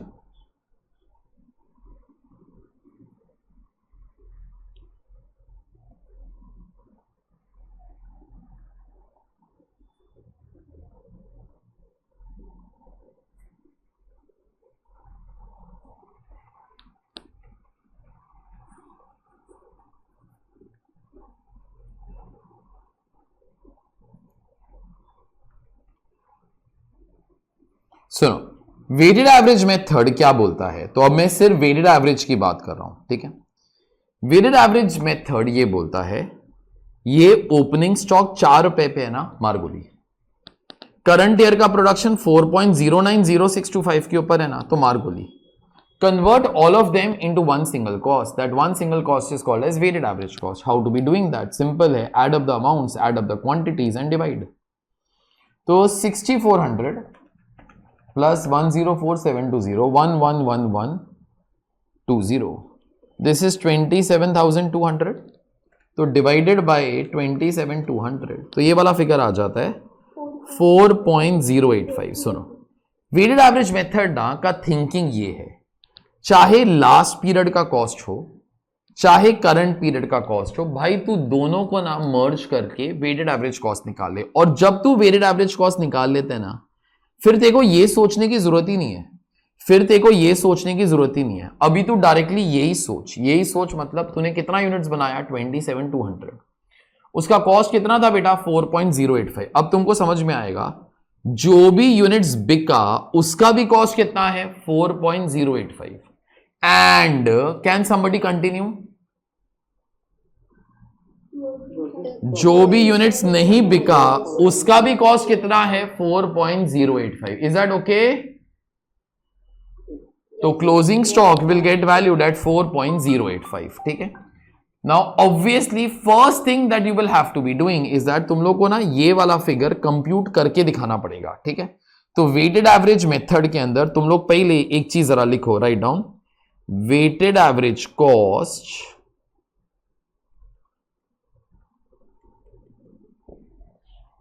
इज इक्वल टू, हम लोगों ने दोनों अमाउंट्स ऐड किए थे 6400 प्लस 104720 डिवाइडेड बाय दोनों क्वांटिटीज ऐड की थी 1600 प्लस 25600, तो आंसर आ गया था 4.085। I have taken up to 3 decimals, that's okay. उसके बाद closing stock is equal to 3200 into 4.085, 13072।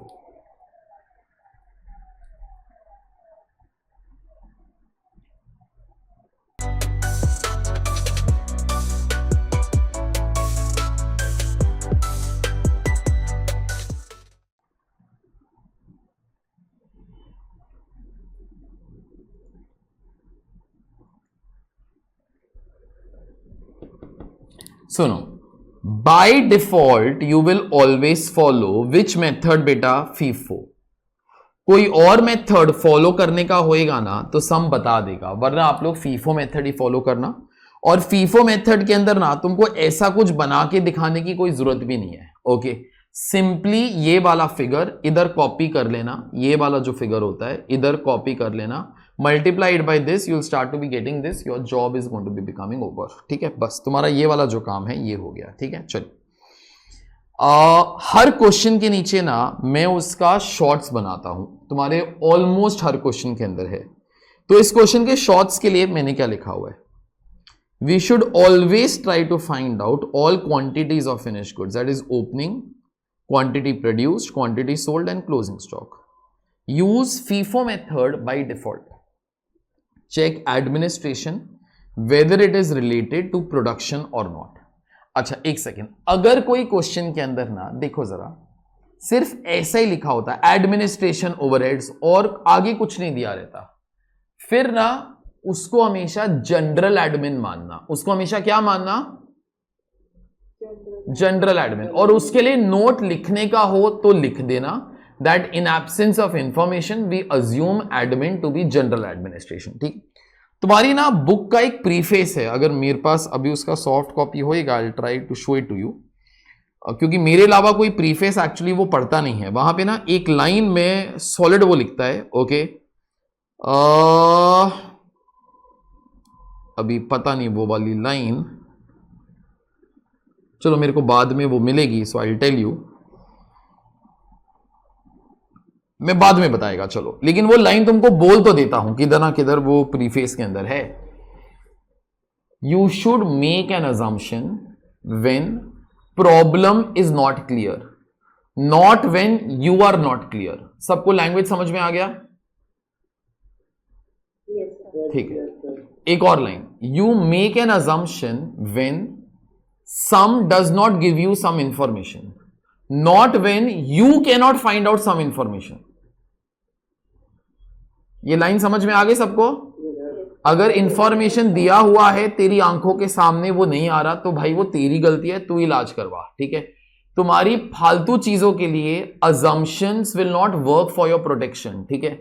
अगर सम के अंदर कुछ दिया हुआ है और तूने उसी के लिए कुछ और assumption वगैरह वो मार लिया तो वो तेरी गलती है, ठीक है। फिर इंस्टीट्यूट को गाली नहीं देने का, क्योंकि 99% जो लोग इंस्टीट्यूट को गाली देता है वो लोग यही चीज, सर हम लोगों ने तो assumption मारा था भाई, जब भी क्वेश्चन के अंदर कुछ दिया हुआ है यू विल फॉलो दैट कि तू अपनी मर्जी मारेगा, okay. So in that particular case just be careful, you make an assumption when sum is not clear, not when you are not clear, and always make it a point that you write down those assumptions please, ठीक है। चलिए तुम्हारा ये वाला जो काम है ये हो गया, question number 1 is all over।